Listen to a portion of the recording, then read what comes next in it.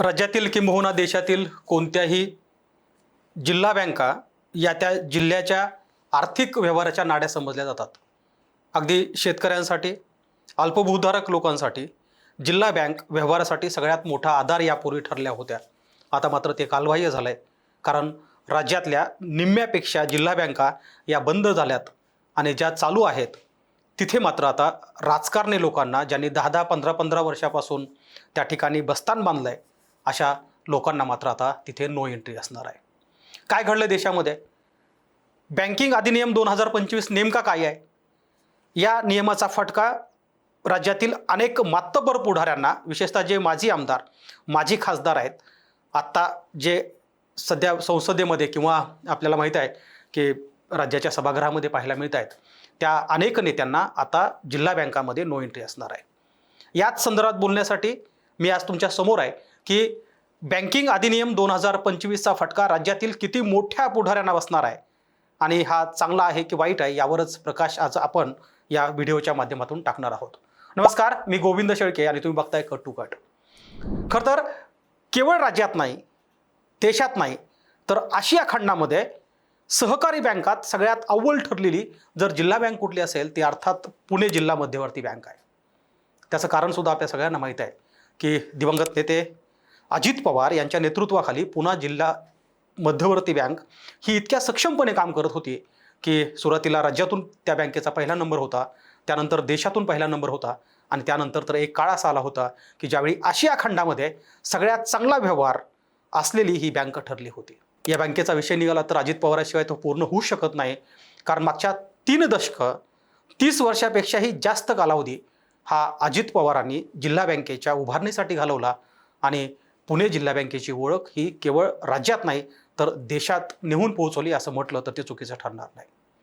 त्यामुळं बँकिंग अधिनियम 2025 समजून घेण्याआधी राज्यात सगळ्यात मोठी बँक असलेली पुणे जिल्हा मध्यवर्ती बँक कशी होती, किंबहुना काय आहे, हे समजून घेणं महत्त्वाचं आहे आणि म्हणून आपल्याला त्यासाठी इतिहासात जावं लागेल. 1991ला ज्यावेळी शरद पवार हे राज्याचे दुसऱ्यांदा मुख्यमंत्री झाले होते, त्याच दरम्यान अजित पवार सुद्धा बारामती आणि परिसरातील राजकारण बघत होते. रमेश थोरात नावाचे माजी आमदार त्यावेळी अजित पवारांना एकदा पुण्यात भेटले आणि असं म्हणाले की तुम्हाला जर जिल्ह्याचा कारभार बघायचा असेल तर पुणे जिल्हा बँकेत यावं लागेल. अजित पवारांनी पहिल्यांदा पुणे जिल्हा मध्यवर्ती बँकेची निवडणूक लढवली, ते संचालक झाले आणि त्याच वेळी संचालकापासून अगदी पुणे जिल्हा बँकेचे अध्यक्ष सुद्धा झाले आणि इथूनच खरं तर अजित पवार यांच्या बँकिंग क्षेत्रातील सगळ्यात दमदार कामाला सुरुवात झाली होती.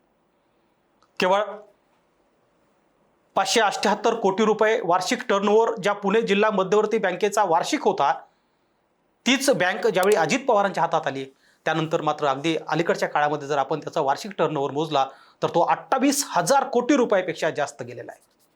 आणि म्हणून पुणे जिल्ह्यातल्या 14 तालुक्यातच पुणे जिल्हा मध्यवर्ती बँक काम करत होती असं नाही, तर पुणे जिल्ह्यासोबतच राज्यातल्या अनेक मोठ्या साखर कारखाने, त्यासोबत मोठे इंडस्ट्रीसाठी सुद्धा पुणे जिल्हा मध्यवर्ती बँकेने अगदी अल्प दरामध्ये कर्ज पुरवठा केला आहे. आणि म्हणून अजित पवारांच्या सहकारामधल्या दमदार कामगिरीमध्ये पुणे जिल्हा बँकेचा मोठा हिस्सा राहिला आहे. आणि अगदी जर आपण 25-30 वर्षाचा इतिहास बघितला तर दर सोमवारी अजित पवार हे पुणे जिल्हा बँकेला वेळ देत होते आणि त्यातूनच पुणे जिल्हा मध्यवर्ती बँकेनं जी काही नवीन क्रांती आणली, म्हणजे अगदी मला वाटतं जिथे राज्यामध्ये निम्म्यापेक्षा जास्त सहकारी बँका बंद झाल्यात तिथे पुणे जिल्हा ही एकमेव बँक होते जिने अगदी काही दिवसापूर्वीच गुगल पे, फोनपे सारख्या UPI पेमेंटसाठी सुद्धा अगदी इतर बँकाच्या तुलनेने कामाला सुरुवात केली होती. आता अजित पवार हयात नाहीत, पण त्यापूर्वीच 1-1.5 वर्षापूर्वीच अजित पवारांनी पुणे जिल्हा मध्यवर्ती बँकेचा संचालक पदाचा राजीनामा दिला होता. पण राजीनामा दिल्यानंतर सुद्धा अजित पवार हेच या बँकेचा कारभार बघत होते आणि म्हणून अजित पवारांशिवाय पुणे जिल्हा बँकेचा कारभार पूर्ण होऊ शकत नाही, म्हणून मी हे सगळं सांगण्याचा प्रयत्न करत होतो. आता आपण मूळ विषयाकडे येऊया. काय झालंय असं आहे की आपल्या सगळ्यांना माहीत आहे, राज्यातल्या त्या जिल्ह्यामध्ये ज्यावेळी जिल्हा मध्यवर्ती बँका काम करतायत ते कामाचे सूत्र ज्यांच्या हाती आहेत ती सगळी मातब्बर राजकीय पुढारी आहेत. कोण साखर सम्राट आहे, कोण सहकार क्षेत्रामध्ये अग्रगण्य कारखाने सोबत घेऊन आहे, कोणी शिक्षण संस्थांचे जाळं त्यांच्यासोबत जोडलेलं आहे. आणि अशा राजकीय मातब्बर पुढाऱ्यांनी सगळ्या जिल्हा बँकेवर आपलं वर्चस्व ठेवलेलं आहे. आपण कदाचित असं म्हणलं तर तेही चुकीचं ठरणार नाही की याच मातब्बर राजकीय पुढाऱ्यामुळे अनेक जिल्हा बँका बंद पडल्यात अवसायात गेल्यात. अगदी बीडपासून धाराशिवपर्यंत आणि राज्यातल्या अशा मोठे अनेक जिल्हे आहेत की ज्या जिल्ह्यामधल्या जिल्हा बँका बुडीत निघाल्यात आणि हे बुडीत घालण्यामध्ये सुद्धा राजकीय नेत्यांचा मोठा सहभाग आहे, कारण त्यांच्याच हातामध्ये या सहकारी संस्थांच्या चाव्या होत्या. आता काय घडलंय त्याच्याकडे आपण नजर टाकूया. बँकिंग अधिनियम 2025 नुसार 2025 नंतर ज्याही जिल्हा बँकाच्या निवडणुका होणार आहेत त्या निवडणुकामध्ये 10 वर्ष पूर्ण केलेल्या संचालकांना पुन्हा ती निवडणूक लढता येणार नाही आहे. आणि ही यादी इतकी मोठी आहे आणि इतकी मातब्बर नेत्यांची आहे की यापुढे जिल्हा बँकामध्ये राजकीय मोठ्या प्रस्थापित पुढाऱ्यांना मात्र आता नो एंट्री असणार आहे. हेच या कायद्यातून आपल्याला पुढे येताना पाहायला मिळते. आणि हा कायदा केवळ राज्यासाठी नाही आहे, तर देशात अनेक सहकारी संस्था यातून कदाचित या राजकीय पुढाऱ्यातून मुक्त होणार आहेत. पण असं म्हटलं तरी अनेक राजकीय नेत्यांनी आपले वारसदार आपल्यानंतर तयार करून ठेवलेत.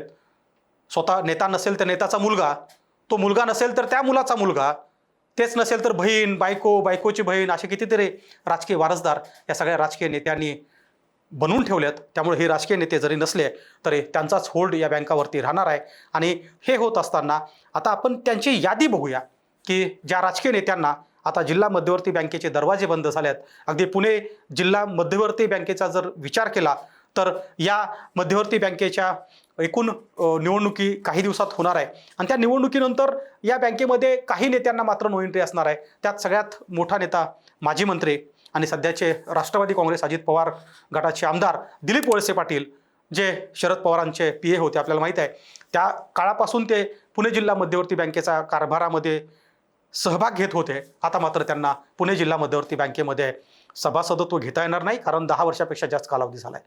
त्यानंतर दुसरे संग्राम थोपटे, पुणे जिल्ह्याच्या एकूण राजकीय आणि सहकार क्षेत्रामध्ये ज्या मातब्बर पुढाऱ्यांची नावं येतात त्यात दुसरं नाव संग्राम थोपटे यांना सुद्धा आता पुणे जिल्हा मध्यवर्ती बँकेमध्ये प्रवेश करता येणार नाही. आणि केवळ संग्राम थोपटेच नाही, केवळ दिलीप वळसे पाटीलच नाही, तर सध्याचे जे राज्याचे कृषी मंत्री आहेत आणि अजित पवार गटाचे आमदार आहेत ते दत्तामामा भरणे यांना सुद्धा पुणे जिल्हा मध्यवर्ती बँकेमध्ये यापुढे प्रवेश नसणार आहे. आणि हे होत असताना सध्याचे जे काही संचालक मंडळ आहे पुणे जिल्हा मध्यवर्ती बँकेचे, त्यापैकी 9 संचालक असे आहेत जे मातब्बर राजकीय पुढारी आहेत, ज्यांना 10 वर्षापेक्षा जास्त कालावधी संचालक पदावर झाला आहे आणि त्यामुळे त्यांना आता पुढची निवडणूक लढता येणार नाही आहे. हे केवळ पुणे जिल्हा मध्यवर्ती बँकेबाबतीतच घडते असं नाही आहे, तर आपण सहकाराच्या क्षेत्रात केवळ राज्यात नाही तर देशात सगळ्यात जास्त साखर कारखाने ज्या जिल्ह्यात आहेत तो जिल्हा म्हणजे कोल्हापूर आहे. आपल्या सगळ्याला माहीत आहे की देशाला साखर पुरवायचं काम महाराष्ट्र करतो आणि महाराष्ट्रात सगळ्यात जास्त सहकारी साखर कारखाने कुठे आहेत तर ते अर्थात कोल्हापूर जिल्ह्यात आहेत. आणि त्या कोल्हापूर जिल्ह्यामधले सुद्धा आजी माजी आमदार खासदार यांना सुद्धा आता प्रवेश नसणार आहे. त्यांची यादी जरी आपण बघितली तर एक गोष्ट लक्षात येईल की गोकुळसारखा सहकारी दूध संस्थेवर तिथल्या राजकीय नेत्यांचा एवढा मोठा होल्ड आहे की जरी ती आज सहकारी संस्था राज्यात देशात नावारूपाला आली असली तरी राजकीय नेत्यांच्याच तावडीत ते सगळा कारभार आहे. असं असताना मात्र आता जिल्हा मध्यवर्ती बँक या लोकांसाठी बंद झाली आहे. आणि त्या नेत्यामध्ये सगळ्यात मोठं नाव जर कोणतं असेल तर ते अर्थात राज्याचे मंत्री हसन मुश्रीफ. हसन मुश्रीफ यांना 10 वर्षापेक्षा जास्त कालावधी कोल्हापूर जिल्हा बँकेच्या संचालक पदावर झाला आहे. त्यामुळे पुढील काही दिवसामध्ये येऊ घातलेल्या निवडणुकीमध्ये हसन मुश्रीफ यांना पुढची निवडणूक लढता येणार नाही. हसन मुश्रीफांसोबतच सतेज म्हणजे बंटी पाटील आहेत, जे काँग्रेसचे नेते आहेत, ते सुद्धा मागच्या अनेक वर्षापासून जिल्हा बँकेचे संचालक होते. त्यांनाही आता 10 वर्षापेक्षा जास्त कालावधी झाला आहे म्हणून त्यांना ही निवडणूक लढता येणार नाही. त्यानंतर विनय कोरे असतील. आपल्याला माहिती आहे की विनय कोरे यांनी वारणाच्या संदर्भात वारणा जो काही उद्योग समूह उभा केला आहे, अगदी सहकार क्षेत्रामध्ये वैयक्तिक पातळीवर उभा केलेला हा दूध संघ असेल, दुधाच्या पासून होणारे प्रोडक्ट आहेत, त्यामुळे त्यांचं आर्थिक मोठं असं एक जाळं त्या परिसरामध्ये आहे. मात्र आता विनय कोरे यांना जिल्हा मध्यवर्ती बँकाची निवडणूक लढता येणार नाही. त्यानंतर राजेंद्र एड्रावार यांनाही निवडणूक लढता येणार नाही.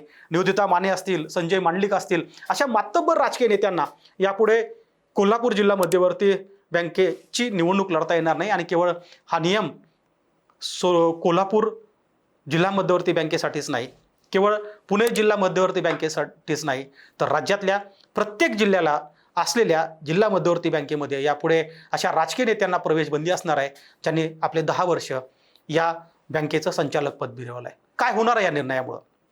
खरं तर फार फरक पडेल असं वाटत नाही. जसं मी सुरुवातीला सांगितलं होतं की हे राजकीय नेते जरी नसले तर त्यांचे बगलबच्चे, घरातली माणसं, वारसदार यांनी इतके मोठे करून ठेवलेत की आज तो नसेल तर त्याचा मुलगा, मुलगा नसेल तर आणखी भाऊ, असे कुणीतरी लोक त्या सहकारी संस्थांमध्ये आपला हस्तक्षेप ठेवणार आहेत. हस्तक्षेप ठेवणार असले तरी सुद्धा अजित पवारासारखा एक राजकीय नेता, ज्याने तब्बल 3 दशकापेक्षा जास्त एका जिल्हा मध्यवर्ती बँकेवरती आपला होल्ड ठेवला आणि ती जिल्हा मध्यवर्ती बँक केवळ एका जिल्ह्यापुरती मर्यादित ठेवली नाही, ते राज्य आणि देशाबाहेर नेऊन पोहोचवण्याचं काम केलं. त्यामुळं जरी हा बँकिंग अधिनियम 2025 हा या राजकीय पुढाऱ्यांसाठी चांगला असला तर याच्यात नक्की नावं काही असे चांगले आहेत की ज्या राजकीय नेत्यांनी या सहकारी संस्थांमध्ये काम करत असताना तिथली संस्था अगदी मोठी केली, ती राज्यात पोहोचवली, राज्याबाहेर नेऊन त्यांची कारकीर्द वाढवली. त्यामुळं हा कायदा जरी राजकीय नेत्यांच्या प्रवेशबंदीचा असला तर यातून काही नेतृत्व या सहकारी संस्थांपासून दूर जाणार आहे, हे सुद्धा मान्य करायलाच पाहिजे. धन्यवाद.